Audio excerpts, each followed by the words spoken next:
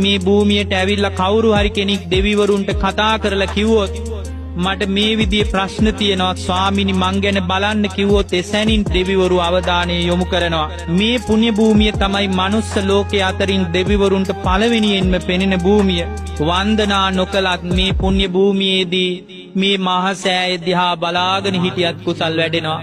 ජීවමාන බුදුරජාණන් වහන්සේ උන්වහන්සේගේ අනුහසට මේ ඉදිවුන මේ සෑය දිහා බලාගෙන හිටියත් අප්‍රමාණව කුසල් දහම් වැඩෙනවා.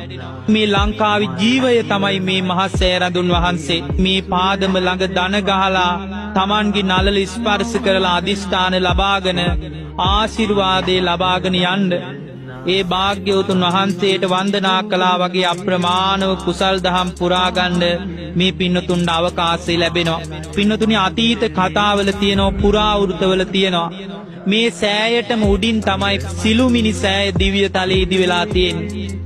ඒ සිළුමිණි සෑයට උඩින් බ්‍රහ්ම තලයේදී උණු සළුමිණි සෑය තියෙනවා.